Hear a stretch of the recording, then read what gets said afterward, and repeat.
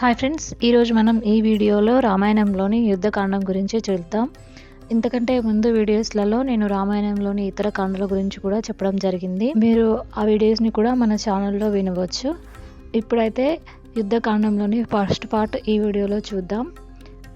హనుమంతుడు సీతమ్మను వెతుకుతూ రావణాసురుడి లంకలో సీతమ్మను చూస్తాడు. చూసి వచ్చి శ్రీరాముడితో సీతాన్వేషణ వృత్తాంతాన్ని మొత్తం చెప్తాడు. ఇక్కడి నుండి యుద్ధకాండ అయితే ప్రారంభమవుతుంది. శ్రీరాముడు సీతాన్వేషణలో హనుమంతుడి సాహసాన్ని ప్రశంసించాడు. గరుత్మంతుడికి, వాయుదేవుడికి, హనుమంతుడికి తప్ప ఈ మహాసముద్రాన్ని లంఘించడానికి ఇతరులకు సాధ్యం కాదన్నాడు. ఇచ్చిన పనిని సాధించడమే కాక దానికి భంగం కలగకుండా దానికి అనుబంధమైన ఇతర కార్యాలను సాధించేవాడు ఉత్తముడైన సేవకుడు. కేవలం ఇచ్చిన పనిని నెరవేర్చేవాడు మధ్యముడు. తనకు సామర్థ్యం ఉన్నా ఇచ్చిన పనిని పూర్తి చేయలేనివాడు అధముడు. సీతాదేవి కుశల వార్త చెప్పి మహోపకారం చేసిన హనుమంతునకు ఏమి ఇవ్వగలనంటూ దగ్గరకు తీసుకొని గట్టిగా గుండెకి హత్తుకున్నాడు శ్రీరాముడు. ఇదే తనకివ్వగల సర్వస్వం అన్నాడు. అంటే ఆదరాభిమానాలకు మించిన ఆస్తి ఉండదు కదా.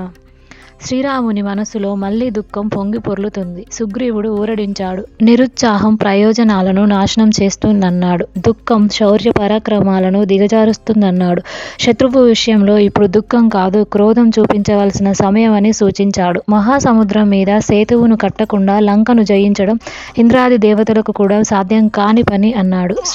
శ్రీరాముడు అడిగిన మీదట హనుమంతుడు లంకా నగరంలోని రక్షణ వ్యవస్థను గురించి వివరంగా చెప్పాడు. మధ్యాహ్నం అయింది. ఈ విజయ ముహూర్తమే లంకా ప్రయాణానికి తగినదని శ్రీరాముడు సుగ్రీవునితో అన్నాడు. శ్రీరాముడు వానరులతో నీలుడు సైన్యానికి మార్గం చూపుతూ ముందుకు నడవాలి. లక్షలాది వానరులు అతన్ని అనుసరించాలి. బాలురు, వృద్ధులు, బలహీనులు కిష్కిందలోనే ఉండాలి. సుగ్రీవ, నేను హనుమంతుడి భుజం మీద, లక్ష్మణుడు అంగదుడి భుజం మీద కూర్చొని ముందుకు సాగుతాం. నువ్వు పల్లకి నెక్కి మాతో పాటు రావాలి. జాంబవంతుడు, సుషేనుడు, వేగదర్శి సైన్యం వెనుక భాగంలో ఉండి రక్షణ బాధ్యతను చూడాలి. వెళ్ళే మార్గంలో నగరాలు, గ్రామాలు ఉంటే వాటిలోకి వెళ్ళకూడదు. జల ఫల సహితమైన మార్గం వెంట మనం ప్రయాణించాలి అని రాముడు సూచించాడు. ఉత్సాహం ఉరకలు వేస్తుంటే అందరూ సముద్ర తీరాన్ని చేరుకున్నారు. లంకలో రావణుడు మంత్రులతో సమావేశమయ్యాడు. వానరులను ఎదుర్కొని లంకను కాపాడుకోవడానికి ఏం చేయాలో నిర్ణయించమన్నాడు. సభలోని వారు రావణ, ఇంద్రజిత్తుల పరాక్రమాన్ని పొగిడారు. నరవానరులను లెక్క చేయాల్సిన అవసరం లేదని పెదవి విరిచారు. రాముణ్ణి హతమార్చగలవని లంకేశుని ఆత్మస్థైర్యాన్ని కలిగించారు. ప్రహస్తుడు మొదలైన వారు శత్రుసేనలను తామే తుదముట్టించగలమని డంబాలు పలికారు. ఇవన్నీ విన్నాడు రావణుని సోదరుడు విభీషణుడు. రాక్షసులతో శత్రువుల శక్తి సామర్థ్యాలను తెలుసుకోకుండా వారిని చులకనగా భావించకూడదు. శ్రీరాముడు మనకేం అపకారం చేశాడు? మన రాజే సీతను అపహరించుకు వచ్చాడు. దీనివల్ల పాపం వస్తుంది, కీర్తి ప్రతిష్టలు మంటగలుస్తాయి, ఆయుష్ తగ్గుతుంది, సంపదలన్నీ నశిస్తాయి. కనుక సీతను శ్రీరామునికి అప్పచెప్పడమే అన్ని విధాలా మంచిది. అనవసరంగా కలహం తెచ్చుకోవడం దేనికి? పైగా శ్రీరాముని వంటి మహావీరునితో యుద్ధం తగదు అంటూ రావుని వైపు తిరిగాడు. అన్న అనవసరంగా కోపించడం మంచిది కాదు. అది ధర్మానికి ఆటంకం అవుతుంది. విభీషణుని ఈ హితబోధ చెవిటివాని ముందు శంఖం ఊదినట్లయింది. రావణుని భవనానికి వచ్చిన కుంభకర్ణుడు కూడా రావణుణ్ణి తప్పుపట్టాడు. సీతాపహరణ సమయంలో తనను సంప్రదించి ఉంటే బాగుండేదన్నాడు. ఇప్పుడు ఆలోచించి ప్రయోజనం లేదన్నాడు. ఇదంతా గత జల సేతు బంధనమే, అంటే నీళ్లు పోయిన తర్వాత అడ్డుకట్ట వేయడమేనని కుండబద్దలు కొట్టినట్టు చెప్పాడు. నువ్వు శత్రువు పట్ల వ్యవహరించిన తీరు సరైనది కాదు. శ్రీరాముడు నిన్ను ఇంకా చంపకుండా ఉండడం నీ అదృష్టం అన్నాడు. ఇవన్నీ ఎలా ఉన్నా శ్రీరాముని తుదముట్టించే భారం తనదేనని ప్రకటించాడు కుంభకర్ణుడు. రావణుడు విభీషణుని మాటలకు క్రోధావేశాలు లోనయ్యాడు. తీవ్ర స్థాయిలో నిందించాడు. అన్న తండ్రితో సమానుడని అతని నిందనలను సహించాడు విభీషణుడు. కానీ రావణుని అధర్మ మార్గాన్ని మాత్రం సమర్థించలేదు. ధర్మం వీడిన రావణుని విడవడానికే విభీషణుడు నిర్ణయించుకున్నాడు. 2 గడియల్లో రామలక్ష్మణులున్న చోటికి 4 అనుచరులతో చేరాడు. ఆకాశంలోనే నిలిచి శ్రీరాముణ్ణి శరణు కోరాడు విభీషణుడు. అనుగ్రహించాడు దాశరథి. విభీషణుడు శ్రీరాముని పాదాలపై వాలాడు. రావణుని విషయాలన్నీ సంక్షిప్తంగా చెప్పాడు. శ్రీరాముడు విభీషణునితో, నేను రావణుని బంధుమిత్ర సమేతంగా హతమార్చి నిన్ను రాజును చేస్తానని తమ్ముల మీద ఒట్టేసి చెప్పాడు. ఈ పనిలో తాను యథాశక్తి సహాయపడగలనని విభీషణుడు మాటిచ్చాడు. రాముడు విభీషణ్ణి ఆలింగనం చేసుకున్నాడు. లక్ష్మణుడితో వెంటనే సముద్రదళం తెచ్చి లంకకు రాజుగా విభీషణుణ్ణి పట్టాభిషిక్తుని చేయమన్నాడు. శ్రీరాముని ఆజ్ఞ వెంటనే ఆచరణ రూపం దాల్చింది. అందరూ ఆనందాన్ని ప్రకటించారు. సముద్రాన్ని దాటే ఉపాయమేమిటని సుగ్రీవుణ్ణి ప్రశ్నించాడు శ్రీరాముడు. సముద్రుణ్ణి ప్రార్థించడం వల్ల ఇది సాధ్యపడుతుందన్నాడు విభీషణుడు. శ్రీరాముడు సముద్ర తీరంలో దర్భాసనం మీద కూర్చొని సముద్రుణ్ణి ప్రార్థించాడు. 3 రాత్రులు గడిచాయి. సముద్రుడు ఎదుట నిలవలేదు. శ్రీరాముని కన్నులు ఎర్రబారాయి. సముద్రుడి అహంకారాన్ని అణగదొక్కాలనుకున్నాడు. నీటినంతా ఇంకిపోయేటట్లు చేయాలనుకున్నాడు. బ్రహ్మాస్త్రాన్ని స్మరించాడు. ప్రకృతి అంతా అల్లకల్లోలమవుతుంది. సముద్రుడు భయపడి పారిపోతున్నాడు. పరిగెత్తే వానిపై బాణం ప్రయోగించరాదని ఆగాడు శ్రీరాముడు. సముద్రుడు దారికి వచ్చాడు. లంకకు వెళ్ళడానికి దారిస్తానన్నాడు. ఎక్కుపెట్టిన బాణం వృధా కారాదు. ఎక్కడ ప్రయోగించాలో చెప్పమన్నాడు శ్రీరాముడు. పాపాత్ములు, దోపిడీదారులు ఉండే ద్రుమకుల్యం పైన ప్రయోగించమన్నాడు సముద్రుడు. అది జరిగిపోయింది. విశ్వకర్మ కుమారుడైన నలుడు శిల్పకళా నిపుణుడు, ఉత్సాహం, శక్తి ఉన్నవాడు. వంతెనను నిర్మించడానికి అతడే యోగ్యుడని సముద్రుడు తెలిపాడు. ఆ సేతువును తాను భరిస్తానని మాట ఇచ్చాడు. సేతువు నిర్మాణానికి వానర నాయకులకు ఆజ్ఞ ఇచ్చాడు శ్రీరాముడు. అందరూ మహారణ్యం దారి పట్టారు. పెద్ద పెద్ద చెట్లను, బండరాలను మోసుకు వస్తున్నారు. సముద్రంలో పడవేస్తున్నారు. వాటి దెబ్బకు సముద్రంలోని నీరు ఆకాశానికి ఎగిసిపడుతున్నది. నలుని సూచనను అనుసరించి కొలతల ప్రకారం సేతువు నిర్మాణం జరగబోతుంది. 100 యోజనాల పొడవు, 10 యోజనాల వెడల్పు గల సేతువునకు కట్టడం 5 రోజుల్లో పూర్తయింది. శ్రీరామ లక్ష్మణులు సుగ్రీవునితో కలిసి ముందుకు నడుస్తున్నారు. సైన్యం వారిని అనుసరిస్తున్నది. సైన్యంలో కొందరు వెనుక నడుస్తున్నారు, కొందరు సేతువు మధ్యలో నడుస్తున్నారు, మరికొందరు 2 పక్కల నడుస్తున్నారు. కొందరు సముద్రంలో దూకి ఈదుతూ వస్తుంటే మరికొందరు ఆకాశంలో ఎగిరి వస్తున్నారు. వారు చేసే కోలాహలానికి సముద్రమే మౌనం దాల్చింది. అందరూ అవతలి తీరం చేరారు. శ్రీరాముడు యుద్ధనీతిని అనుసరించి సైన్యాన్ని వివిధ భాగాలుగా విభజించాడు. ఎవరి బాధ్యతలను వాళ్లకు అప్పగించాడు.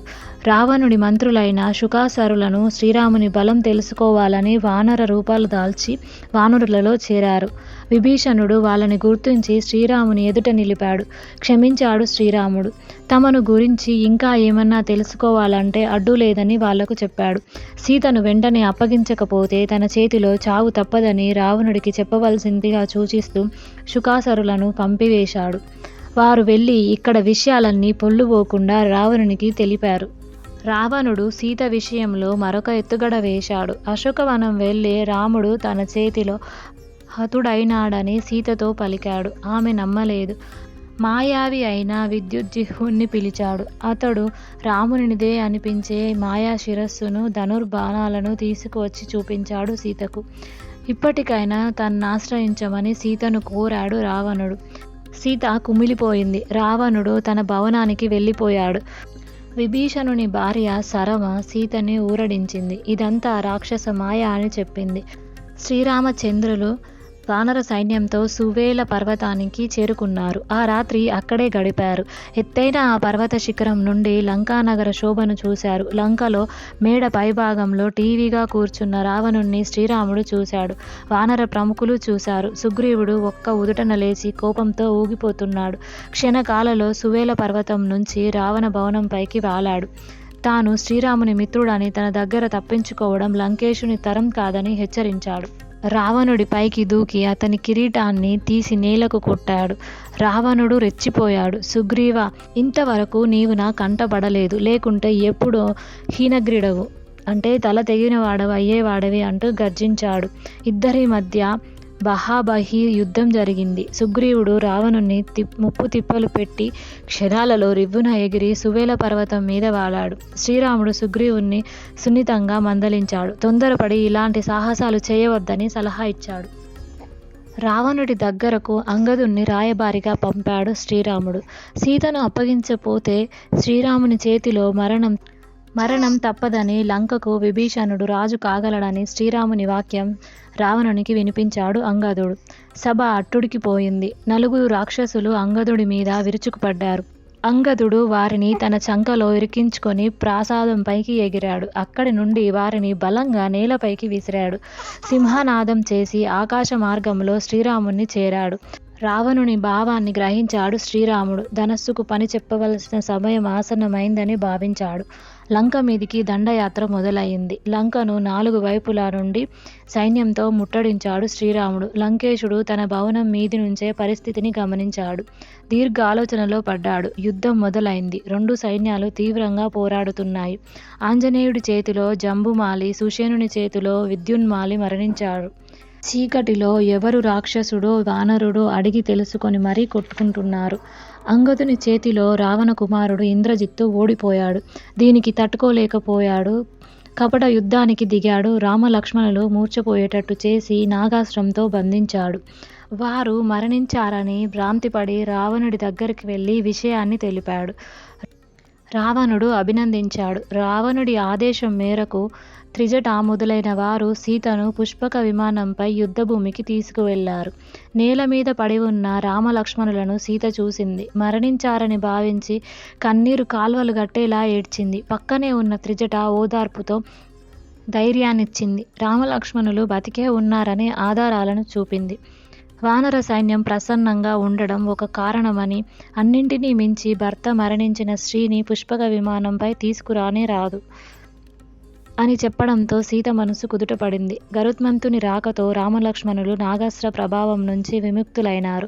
వానరులు జయాజయ ధ్వానాలు చేశారు.